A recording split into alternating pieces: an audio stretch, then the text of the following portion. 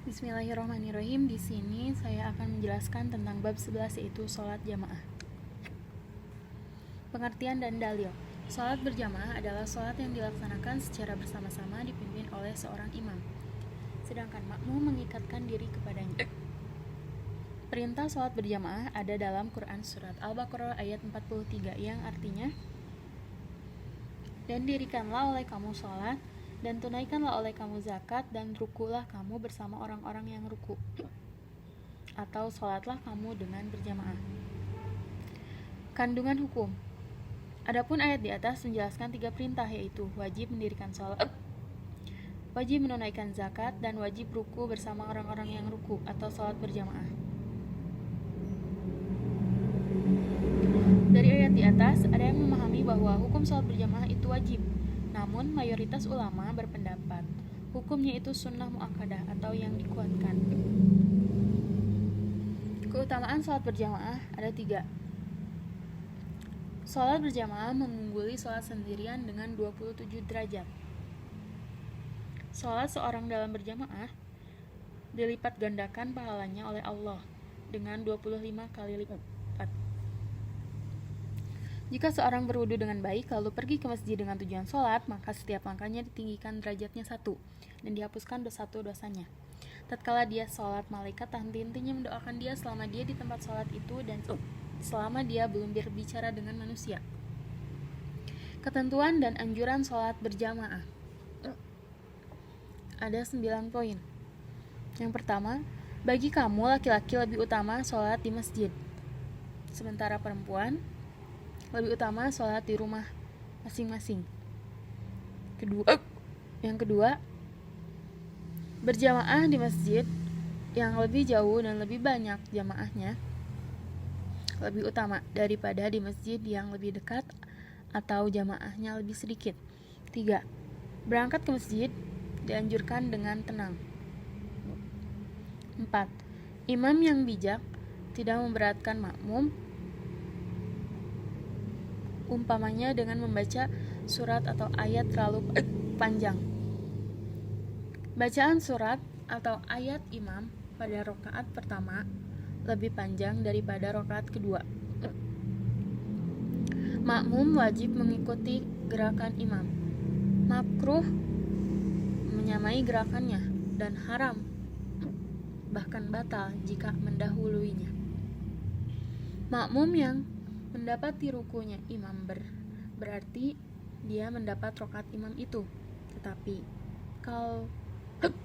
kalau mendapati sesudah rukunya imam, maka mendapat hitungan rakaat berikutnya. Imam dan makmum sesama perempuan berada dalam satu saf. Demikian yang dicontohkan Aisyah dan Ummu Salamah. Makruh sholat berjamaah diimani oleh yang fasik atau pelaku bid'ah. Juga makruh imam yang dibenci oleh makmumnya.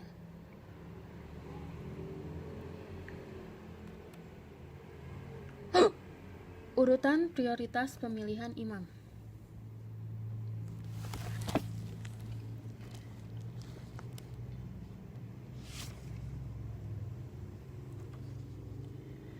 Diriwayatkan dari Ibnu Mas'ud bahwa Rasulullah SAW pernah bersabda, hendaklah yang menjadi imam terhadap suatu kaum adalah yang paling baik Al-Qur'annya. Jika Al-Qur'annya sama, maka pilihlah yang paling pintar tentang sunnahnya. Jika pengetahuan sunnahnya juga sama, maka pilihlah yang paling dahulu hijrahnya.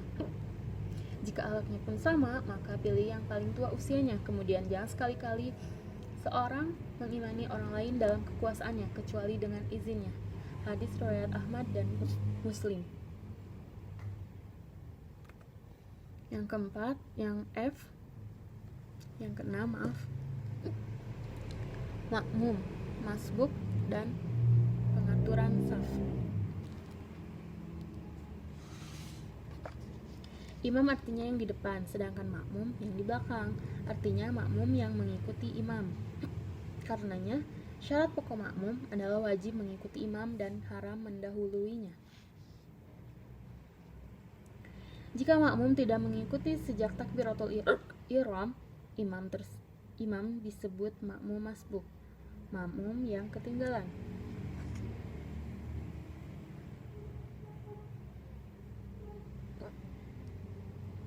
Jika makmum mendapati imam sedang ruku lalu sesudah takbir dan niat, maka masih keburu ruku imam, maka makmum itu telah mendapati rakaat imam tadi. Makmum masbuk sudah takbir dan niat wajib mengikuti apa yang dilakukan imam sambil tetap memenuhi jumlah rakaat sholat yang telah ditentukan. Kalau makmum sendiri sesama laki-laki, maka makmum mengambil tempat di sebelah kanan belakang imam.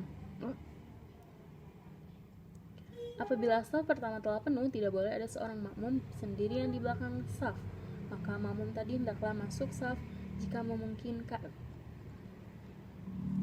Saf makmum laki-laki dimulai dari depan dengan orang tua, baru remaja, dan paling belakang anak laki-laki. Sedangkan makmum perempuan dari imam laki-laki dimulai dari belakang yang paling tua, kemudian remaja perempuan, dan paling depan anak perempuan. Demikian tatanan syariat Islam yang mengatur tata cara beribadah dengan sangat tertib dan teratur. Wallahu a'lam.